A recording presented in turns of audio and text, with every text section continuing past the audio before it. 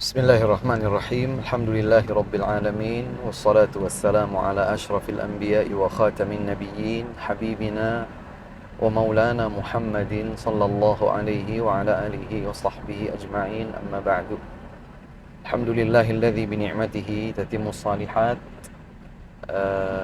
Ana berbahagia walhamdulillah bisa berjumpa dengan ikhwah di Palangkaraya. Kita terhubung, tersatukan hati di atas kebaikan dan ketaatan kepada Allah Subhanahu wa taala insyaallah. Dan ana berbahagia sekaligus memberikan apresiasi yang tinggi kepada segenap ikhwah dan akhwat di Palangkaraya yang telah Allah Subhanahu wa taala anugerahkan hidayah sunnah untuk menjunjung tinggi tuntunan Rasulullah sallallahu alaihi wasallam. Majelis-majelis ilmu baik yang mempersatukan kita atau yang diinformasikan kepada kami membahagiakan kita bersama.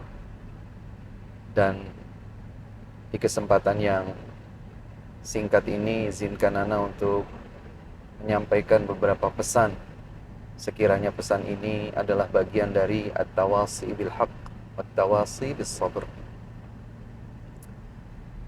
Nasihat ana yang pertama kepada diri ana pribadi dan kepada ikhwah sekalian terutama yang ada di Palangkaraya dan sekitarnya, senantiasalah istiqamah dan bersatu di atas tauhid dan sunnah. Karena tidak ada yang lebih baik dapat mempersatukan hati kaum mukminin selain tauhid dan juga sunnah. Tauhid dan sunnah adalah kunci keselamatan bagi seorang hamba di kehidupan dunia sebelum nanti di kehidupan akhirat. Dan karena kita sebagai ahlus sunnah wal jamaah telah dianugerahkan oleh Allah Subhanahu wa taala nikmat tauhid, nikmat sunnah, maka jagalah nikmat tersebut dan senantiasalah bersatu di atas keduanya, tauhid dan sunnah. Al-Imam Malik rahimahullahu taala beliau menyatakan, sunnatun Nabi sallallahu alaihi wasallam safinatun najah kasafinati Nuh alaihi salam. Man rakibaha najah wa man tarakaha halak. Kata Imam Malik rahimahullah, tuntunan sunnah seperti layaknya bahtera Nabi Nuh alaihi salam. Siapa yang menaikinya maka dia akan selamat. Namun barang siapa yang meninggalkannya, ia akan celaka. Oleh sebab itu, tauhid dan sunnah hendaklah disyukuri, dijaga dan dipertahankan, dijadikan sebagai pemersatu di antara ikhwah sekalian. Kemudian nasihat ana yang kedua, sesungguhnya di tengah-tengah kondisi umat seperti sekarang ini, alangkah pentingnya buat kita bersama selalu mengedepankan ar-rifqu wal-lin, kelembutan hati, kelembutan tutur kata, dan akhlak kebersamaan satu sama lain di antara sesama ahlus sunnah. Karena akhlak yang mulia dan ar-rifqu wal-lin, kelemah lembutan di antara sesama ahlus sunnah dapat lebih meringankan beratnya berdakwah dan istiqamah di atas kebenaran. Khilaf atau perbedaan pasti terjadi, tidak mungkin dielakkan. Karena Rasulullah alaihi salatu wasallam telah bersabda, innahu man ya'ish minkum sayara ikhtilafan katsira. Barang siapa di antara kalian hidup setelah aku meninggal dunia nanti, dia pasti akan melihat perbedaan yang sangat banyak. Maka perbedaan itu sesuatu yang niscaya terjadi. Kita diperintahkan oleh Allah dan Rasulnya alaihi salatu wassalam untuk menghindar dari perpecahan. Perbedaan terjadi, tetapi perbedaan dan perselisihan, pertikaian dan kebencian harus ditinggalkan. Solusi ketika sebuah perbedaan terjadi adalah mencari kebenaran sebagai hakim penentunya, sebagaimana kebenaran itu ada di dalam ayat-ayat Al-Quran dan hadis-hadis Nabi SAW sesuai pemahaman para sahabat radhiyallahu anhu. Kan tetapi diperlukan ar-rifqu wal-lin. Rasulullah SAW bersabda, "Ma kana ar-rifqu fi syai'in illa zanah, wa ma nuzi'a an syai'in illa syanah." Tidaklah kelemah lembutan itu ada pada sesuatu, kecuali sesuatu tersebut akan menjadi indah karenanya. Dan tidaklah kelemah lembutan itu tercabut dari sesuatu, kecuali sesuatu tadi menjadi jelek.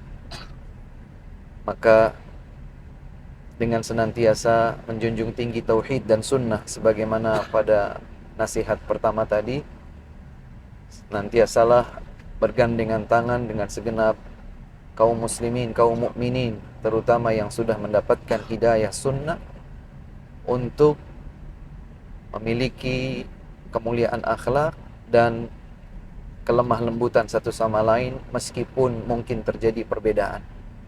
Perbedaan dikembalikan kebenarannya kepada Al-Quran, As-Sunnah dengan pemahaman As-Salafus Salih, tanpa harus terjadi pertikaian, apalagi sampai kebencian satu sama lain. Waliyahzubillah. Kemudian nasihat ana yang ketiga, ayuhal ikhwah, kita suatu saat nanti akan meninggal dunia. Betapa menyejukkan hati ketika seorang hamba dimudahkan oleh Allah Subhanahu wa ta'ala untuk mengingat kematian. Dan lebih penting daripada sekedar mengingat kematian adalah bahwa kita akan dihadapkan di meja persidangan Allah Subhanahu wa ta'ala yang maha teliti. Allah Subhanahu wa ta'ala berfirman, "Yauma la yanfa'u malu wala banun illa man atallaha biqalbin salim." Hari kiamat adalah hari tidak lagi bermanfaat harta benda dan anak keturunan kecuali yang datang menjumpai Allah Subhanahu wa ta'ala dengan kalbu yang selamat. Maka nasihat ketiga dari diri ana pribadi untuk ana dan untuk ikhwah sekalian adalah teruslah berupaya untuk menyucikan kalbu. Karena kesucian kalbu, keselamatan kalbu, kejernihan kalbu, baik yang berkaitan dengan akidah, ibadah, akhlak, muamalah, akan menjadikan seseorang kelak selamat ketika berhadapan dengan Allah Subhanahu wa ta'ala. Menjumpai Allah Subhanahu wa ta'ala adalah sesuatu yang sangat menggentingkan, menjadikan seseorang betul-betul harus bersiap apa yang kelak akan menjadi pertanggungjawabannya di hadapan Allah Subhanahu wa ta'ala. Maka jernihkan hati dengan tauhid, jernihkan hati dengan sunnah, jernihkan hati dengan akhlak yang mulia, jernihkan hati dalam setiap ucapan dan tindakan kita. Jauhkan kalbu kita dari semua yang akan mengotori kejernihan hati. Dan ini penting untuk senantiasa diingatkan kepada kita. Terlebih kejernihan hati, kebaikan dan keselamatan hati menjadi penentu kebaikan anggota tubuh yang lain. Rasulullah alaihi salatu wassalam pernah bersabda, "Inna fil jasadi mudghah, idza salahat salahal jasadu kulluh, wa idza fasadat fasadal jasadu kulluh, ala wahyal qalb." Sesungguhnya di dalam raga setiap manusia terdapat satu gumpalan. Apabila gumpalan itu baik, maka seluruh anggota tubuh akan menjadi baik. Apabila gumpalan tersebut rusak, maka anggota tubuh pun ikut akan menjadi rusak. Ketahuilah bahwa gumpalan tersebut adalah kalbu. Maka penting sekali kita menjaga keselamatan kalbu sebagai bekal perjumpaan kita kelak bersama Allah Subhanahu wa ta'ala. Kemudian nasihat ana yang terakhir buat kita semua, utamanya kepada diri ana pribadi, adalah senantiasalah memperbaiki kedekatan diri kepada Allah Subhanahu wa ta'ala. Tingkatkan kualitas penghambaan diri kita kepada Allah Subhanahu wa ta'ala. Jadilah hamba yang menikmati kesendirian bersama Allah Subhanahu wa ta'ala dalam nilai-nilai ibadah. Membaca Al-Quran, berzikir, berdoa, bertaubat, beristighfar, muhasabah, menghitung-hitung amalan diri, kemudian muraqabah, merasa diawasi oleh Allah Subhanahu wa ta'ala, dan ibadah lain yang menjadikan diri kita menikmati kesendirian bersama Allah Subhanahu wa ta'ala. Banyaklah berzikir, banyaklah berdoa dengan doa-doa yang dahulu dituntunkan oleh Nabi SAW sambil menghayatinya. Seperti misalnya ketika kita berdoa, Ya muqallibal qulub, tsabbit qulubana ala dinik. Ya Allah yang maha membolak-balikan hati, teguhkan hatiku di atas agamamu. Atau doa misalnya, Rabbana ighfir lana wa li ikhwanina alladhina sabaquna bil iman wa la taj'al fi qulubina ghillan lil ladzina amanu Rabbana innaka ra'ufur rahim. Ya Allah, ampunilah dosa kami dan dosa orang-orang beriman yang telah mendahului kami.